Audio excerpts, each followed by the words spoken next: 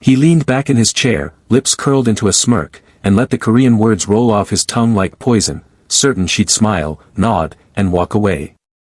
She did none of those things. The dinner rush at Maison Dorée had a sound all its own. It wasn't the clatter of cutlery or the low jazz bleeding from the speakers mounted above the bar.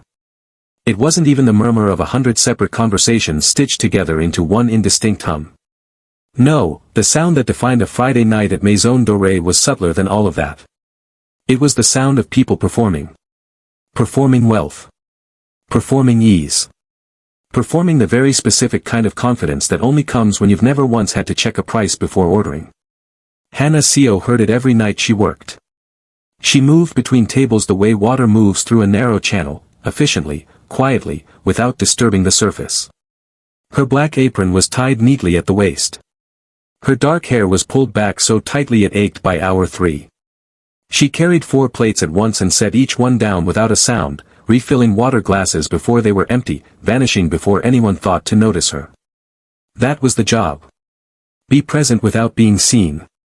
She was 28 years old and had been doing it for 2 years.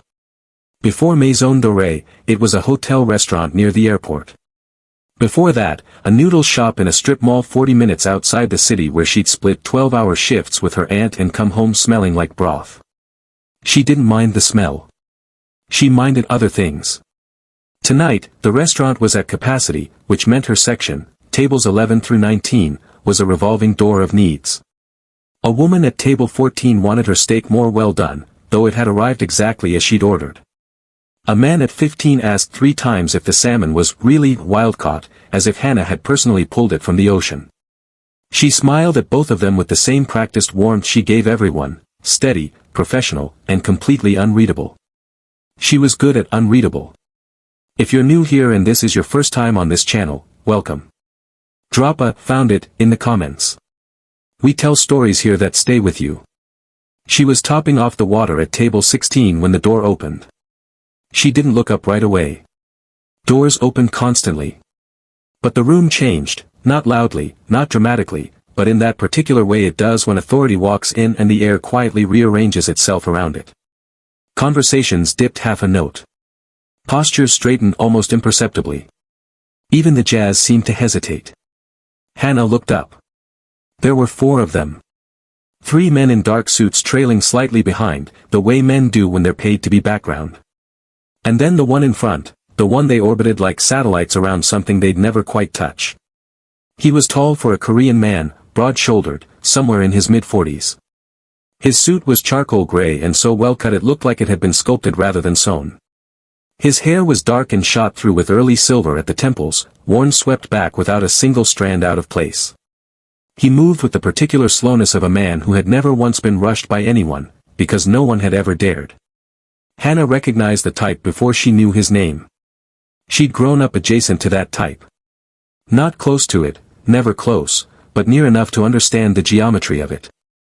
The way they expected rooms to organize themselves around their comfort. The way they looked at service staff the way you might look at furniture. Useful. Replaceable. Beneath acknowledgement. The hostess, a polished young woman named Claire who never seemed to sweat, led them to table 18. The best table in Hana's section. Corner placement, semi-private, with a view of the entire restaurant and a second exit through the kitchen corridor, a detail Hana only noticed now, watching him scan the room as he sat down. He noticed exits. Interesting. She gave them 3 minutes. Long enough to settle, to shrug off the outside world, to establish dominance over their little corner of the room. Then she approached with menus, water, and her most neutral smile. "Good evening, welcome to Maison Dorée," she said. "Can I start you with still or sparkling water?" The 3 men didn't look at her. The man at the center glanced up from his phone, not enough to really see her, just enough to acknowledge sound had been made. "Sparkling," he said. His English was clean, accented but practiced. "And bring the wine list." "Of course." She poured. She handed menus around the table. She brought the wine list in its leather folder and set it near his right hand, not directly in front of him, which would feel presumptuous, but close enough to be effortless. Details like that were invisible when done correctly and catastrophic when missed. He didn't say thank you. She hadn't expected him to. Over the next 20 minutes, she moved through her other tables, but she kept soft awareness on table 18 the way you keep one ear tuned to a sound that hasn't quite resolved yet. She'd waited enough tables to develop a kind of radar for trouble, not always the loud kind, but the quiet, deliberate kind that creeps up and suddenly becomes a scene. Table 18 was going to be a scene. She could feel it. She returned to take their order. One of the flanking men rattled off selections without looking up from the menu. Another pointed. The man in the center, she still didn't know his name, she rarely learned names, ordered the wagyu with a side of black truffle, and a 2017 Barolo, and he said it all while looking past her left shoulder as though she were a screen door. It didn't sting the way it might have once. She had thicker glass than that now. What happened 40 minutes later, though, that was different. The food arrived. She managed the service precisely. The Barolo breathed properly. The wagyu was cooked to temperature. She checked in twice, each time receiving nothing more than a small nod from one of the peripheral men. Then she came back to clear the first course plates. That's when it started. She was reaching for the plate on the left when she heard it, a low, almost lazy remark in Korean, aimed at one of his companions, clearly about her. She understood every word. She had grown up speaking Korean. Not as a second language. As her first. Her mother had been born in Busan. Her grandmother had sung her to sleep in it. She had read Korean poetry before she'd read English chapter books. She had cried in Korean, laughed in Korean, prayed in it once in a hospital hallway when she hadn't known if her mother would come out of surgery. Korean was not foreign to her. Korean was the sound of home. What he said, drawled low, dry, with the practiced amusement of a man accustomed to a captive audience, was this. These little restaurant girls all have the same face. Empty smiles. No thoughts behind the eyes. You could say anything and she'd just keep pouring water. His companion laughed quietly. Hana's hand continued its movement. She lifted the plate. She set it on her arm. She reached for the second one. Her face gave nothing away, not a flicker, not a tightening around the eyes. Just the same steady, professional calm she wore every night like a second skin. But something shifted under it. Not anger. Not exactly.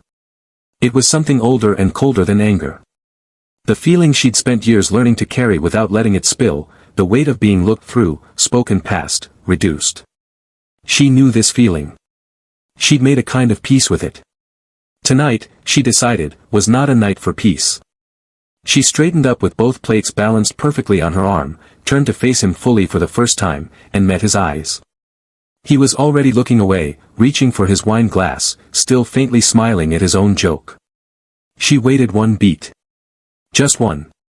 And then she answered him, in Korean. Perfect, unaccented, quiet Korean, with the cadence of someone who had spoken it since before she could read. What did she say? And what happened to his face in that moment? Drop, speechless, in the comments if you want to see what she said, and don't go anywhere. Act 2 is where everything changes. She didn't raise her voice. That was the thing nobody would talk about afterward, not Claire at the hostess stand, not the busboy who'd frozen mid-step 3 feet away, not the couple at table 17 who would later tell their friends they'd witnessed something they couldn't quite explain. Nobody would say she yelled or she snapped or she lost her composure. Because she didn't.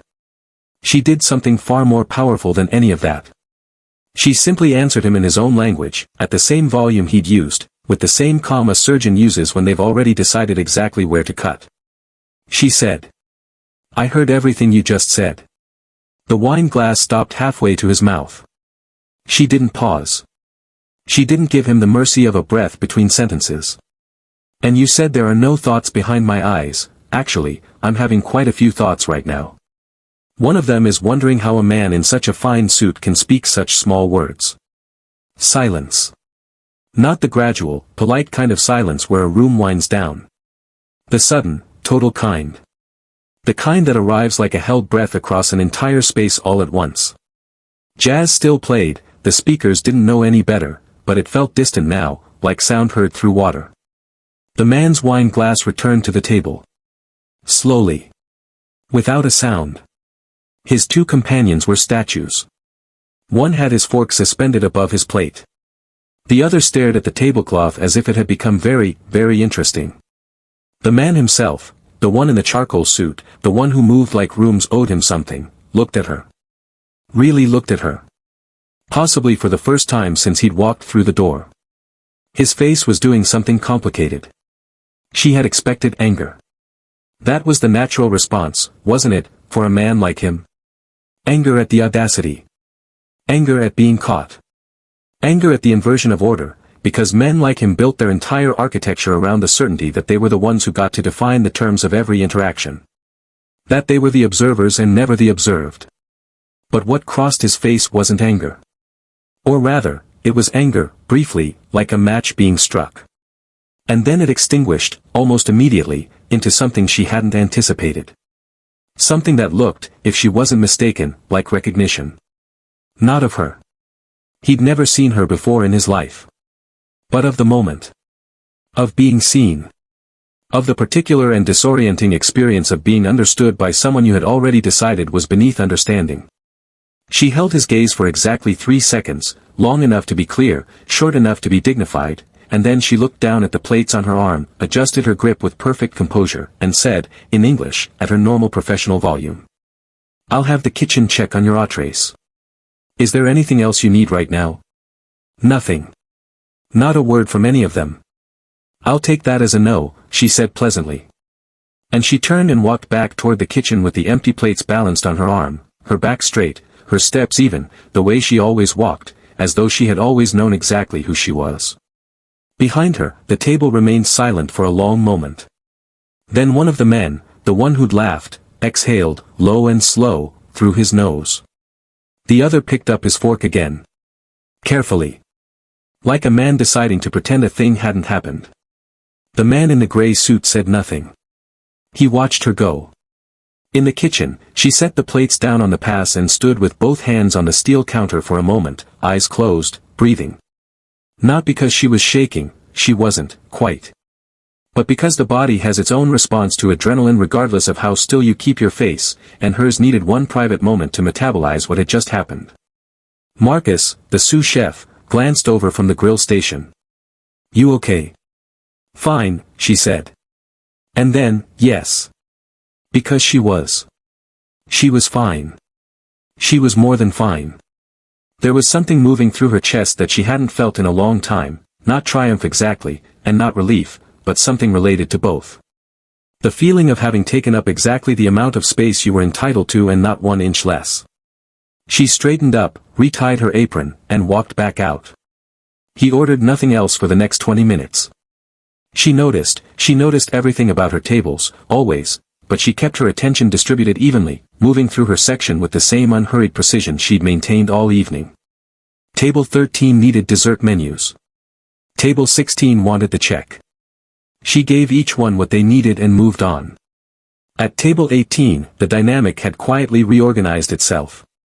The two flanking men spoke to each other in low tones, the specific tones of men recalibrating after an unexpected development, deciding collectively to treat it as a thing that had not happened. The man in the center had his phone in his hand again, but he wasn't looking at it. His thumb wasn't moving. He was holding it the way you hold something when you need your hands to have somewhere to be. He was thinking. She could tell because the studied, weightless arrogance had gone out of his posture. He still sat straight, men like him always sat straight, but there was something beneath it now. Some subtle reordering of his interior. When she came to refill the Barolo, he spoke. Not to his companions. To her. "Where did you learn?" he asked. "In Korean." His voice was different now, not smaller exactly, but stripped of its earlier performance quality. This was something closer to his actual register. Still controlled. Still the voice of a man who was used to being answered. But, different. She poured with a steady hand. "At home," she said. "In Korean." Simply. His eyes narrowed slightly, not with suspicion but with the look of a man adjusting a calculation. "You're not from here." "I'm from here," she said. "My mother was from Busan." A small pause. Something moved through his expression too quickly to name. "Was," he repeated. She met his eyes briefly. "She passed. 4 years ago." She didn't know why she told him that. She never told tables anything real. It was a rule she kept instinctively, the way you keep your wallet in your front pocket in a crowd, not because you expect to be robbed, but because you've learned that comfort makes you careless. But the word had come out before she'd made a decision about it, which told her something about the strange gravity of this moment. He was quiet for a beat. Then, "I'm sorry." The words were simple. They might have been reflexive, the automatic courtesy that fills space when someone mentions loss. But they didn't sound automatic. They sounded like they'd come from somewhere specific inside him, pulled from a place he didn't often open. She studied him for just a moment. "Thank you," she said. And she moved on. This is the part where everything you thought you knew about who he is starts to shift. Don't close this tab yet, because what comes next is the part that will stay with you. If you've ever been underestimated by someone who later had to look you in the eye, type, "I know that feeling." Let's hear it. He called her back at the end of the second course. Not with a raised hand or a snapping of fingers, the usual signal she'd learned to dread. He simply said, quietly, as she was passing, "A moment." And something about the way he said it, without command, without performance, made her stop. She turned.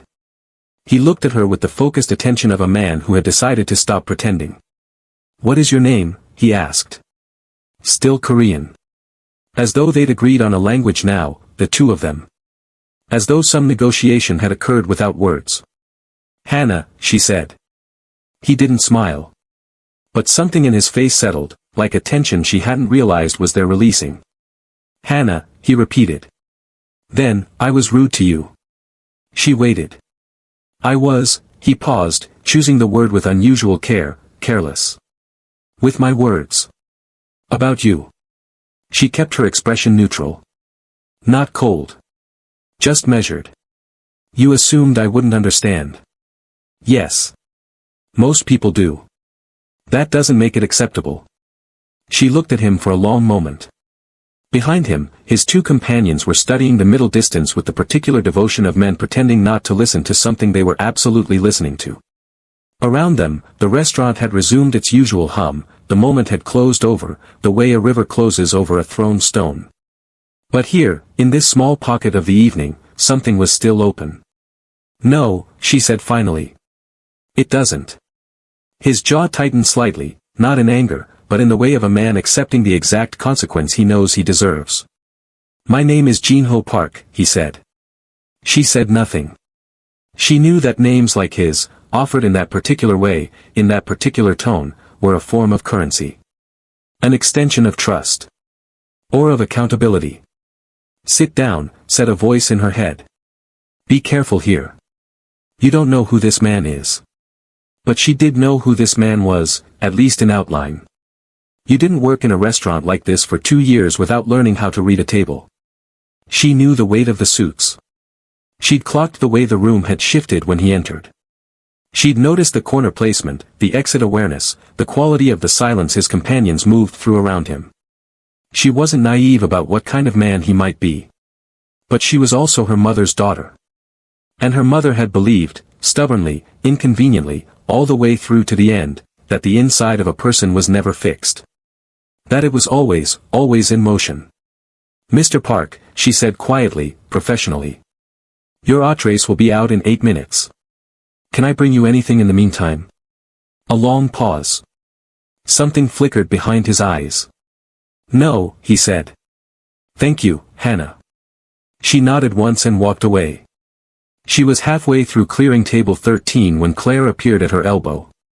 "Table 18 asked for you specifically for the rest of service," Claire murmured, with the careful neutrality of someone choosing not to have an opinion about something interesting. "I figured you'd want to know." Hana dried her hands on her apron. "Okay," she said. The entrees were cleared. Dessert was offered and declined. Coffee was accepted, for Americanos, black, no sugar. She brought them without being asked to check how they took it. She'd already noted it during the second course. Details like that were invisible when done right. She was setting the last cup down when Park spoke again. Lower this time. In the tone of a man who has been having a long argument with himself and has finally settled on a side. "You said your mother was from Busan," he said. "My mother also." She paused. Just a fraction.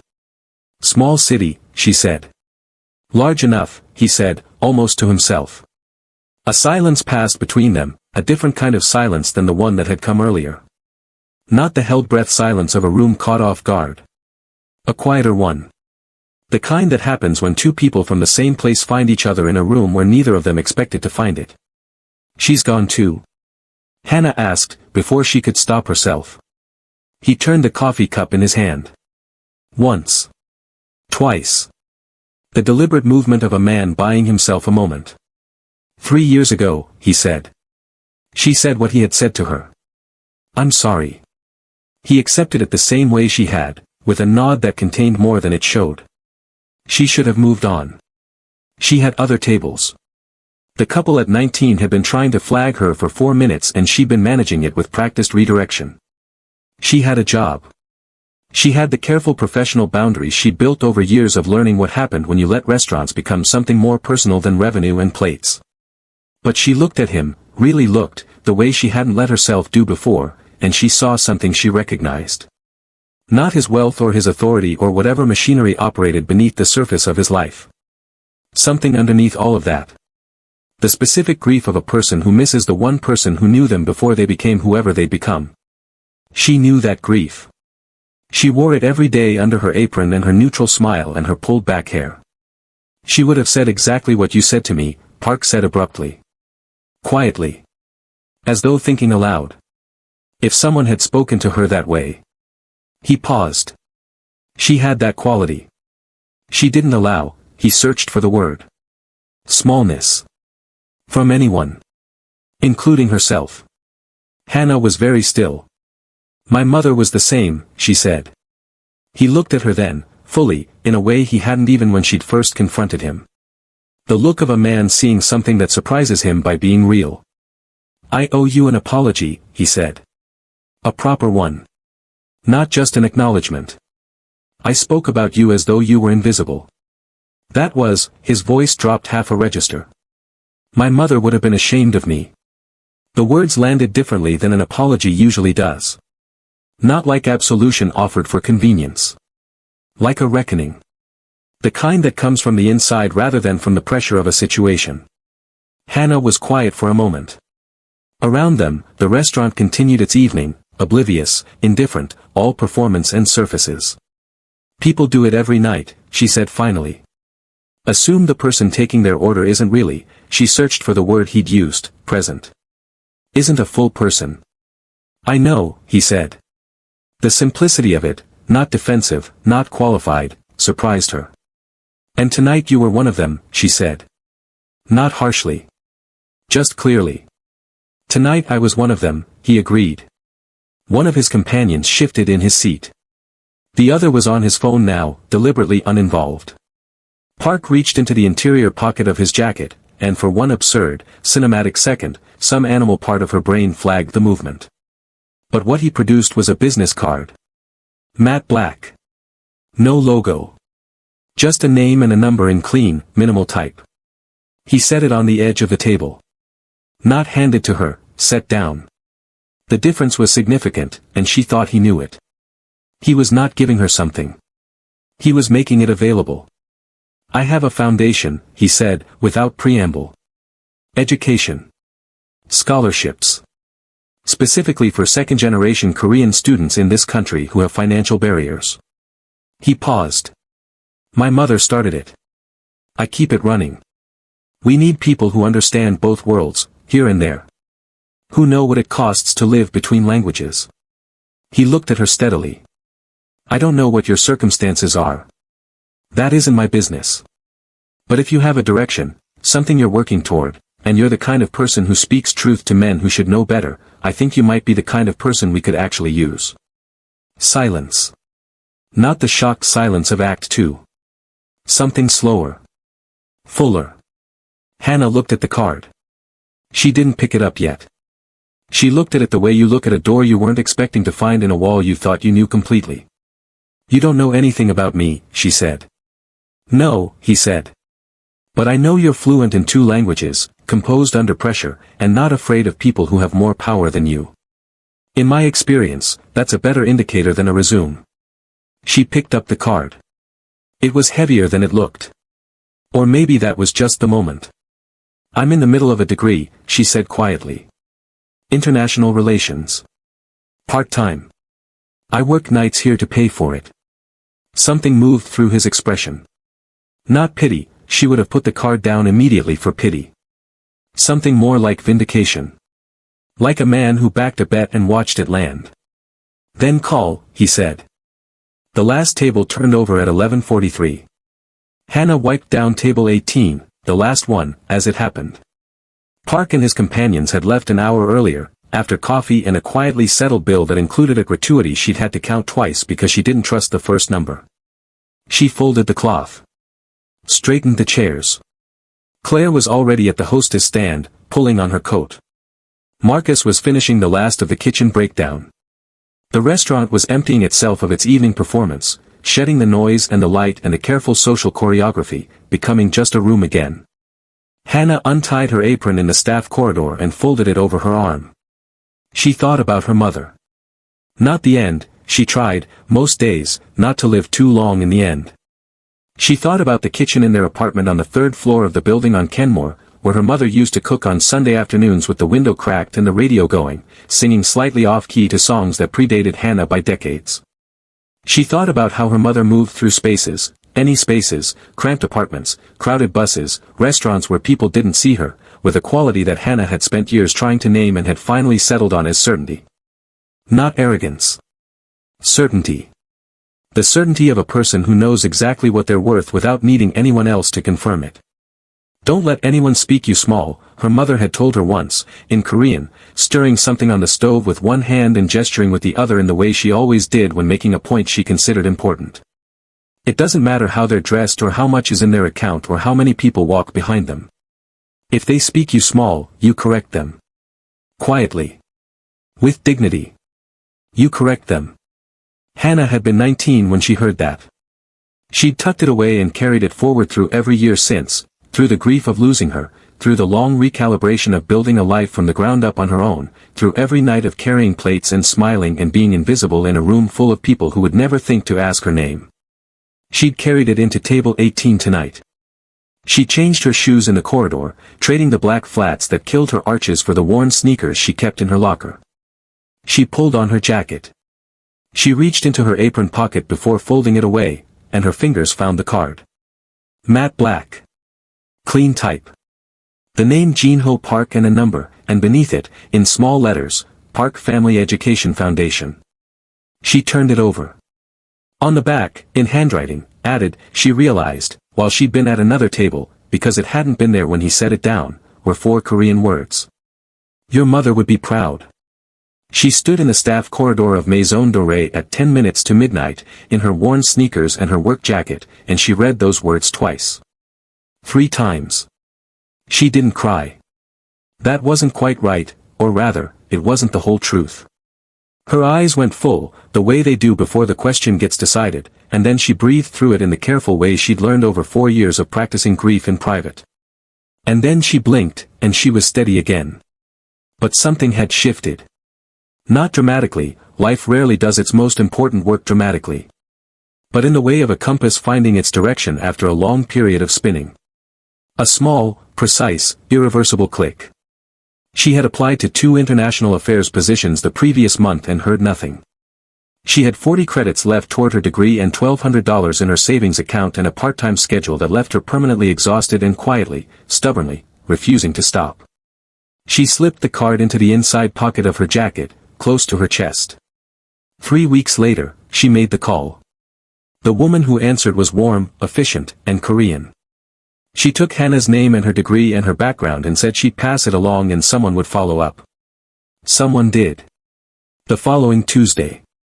An interview was arranged for the Thursday of that week, not in a restaurant, not in a room designed to keep her invisible, but in an office on the 14th floor with floor-to-ceiling windows and a long table and 3 people on the other side of it who looked at her the way people look when they're genuinely trying to understand what's in front of them. She answered their questions in English and Korean, and once in Japanese, which she hadn't mentioned on the form but had learned because her roommate in college had been from Osaka and they'd struck a deal in their second month of living together, and by the end of it, one of the interviewers was leaning forward with her pen still, the way people lean when something exceeds what they prepared for. Park was not in the interview. She hadn't expected him to be. Men like him, even when they're trying to be better than they've been, don't hover over the thing they've set in motion. They clear the space and step back. She was offered a part-time coordinator position with the foundation before she reached the lobby. She worked the last 2 months of her restaurant shifts while she transitioned. She gave Maison Dorée proper notice. She trained the woman who took her section and told her, without being asked, that table 18 was a corner booth that needed a composed server who didn't need approval to hold their ground. The new server nodded, a little uncertain. "You'll figure it out," Hana said. And meant it. She thought about Park occasionally, not often, and not with complication. She understood that what had happened between them wasn't a friendship or a debt or a story about a powerful man rescuing someone who needed saving. She was particular about that. She hadn't been saved. She'd been seen, and only after she'd made seeing her impossible to avoid. That was her mother's lesson, lived out under fluorescent restaurant lighting, in a language a stranger thought she didn't speak. She learned, through a colleague at the foundation, that Park had grown up in a single-room apartment in a city that had no patience for softness, that he had built everything he had from a starting point most people in that charcoal suit would prefer not to think about, and that the foundation, the one that now employed her, had been the first thing he'd ever done that his mother had celebrated without reservation. She learned that he gave to it considerably and quietly, the way people give when they aren't looking for credit. She did not revise her memory of the man who had spoken about her like she wasn't there. She held both things, what he had been in that moment, and what he had chosen to do afterward, the way you hold any complicated truth about a complicated person. Without collapsing either into the other. On the last Friday of October, 7 months after the night at Maison Dorée, Hana Seo sat at a desk on the 14th floor with a view of the city and a full cup of coffee and a stack of scholarship applications she needed to review by end of week. The applications were from students, second generation, first generation, working 2 jobs, studying between shifts, trying to build something from limited materials in a country that asked a lot and explained little. She read every one carefully. She read the parts where they described their lives in the particular, slightly formal language people use when they're trying to sound sufficient. And she read between those parts, the way you read between languages, for what was actually being said. She was good at that. She had always been good at that. She picked up the first application. A young woman, 23, studying international relations. Working nights at a hotel restaurant near the airport. Her personal statement was careful and correct and almost entirely without color, the statement of someone who had learned to make themselves small enough to fit through whatever door was being offered. Hana read it twice. Then she wrote a note on the top corner of the page. Call her in. She's not showing us what she has. Ask better questions. She set it aside. She picked up the next one. Outside, the city did what it always does, moved, pushed, sorted itself into hierarchies that it would spend the next day quietly renegotiating.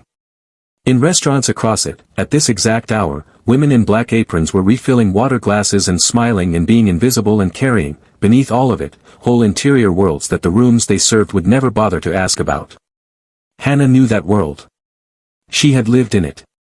And she had learned, once, in Korean, under fluorescent lights, holding 4 plates on her arm without spilling a single thing, that the moment you decide to take up exactly the space you're owed, the room changes. Not always dramatically. Not always immediately. But always. She didn't wait to be saved. She spoke, and everything shifted. You watched this whole story. You know what it felt like when she answered him. And you're about to close this tab without saying a single word, while she carried her mother's grief and her dignity through every act of this story without asking for anything. Don't do that. If this story hit something real in you, if you've ever been spoken over, spoken past, or underestimated by someone who assumed you had nothing behind your eyes, type it below. Just 2 words. She spoke. That's all. Let's fill this comment section with every person who knows exactly what this felt like. She deserves the noise. So do you.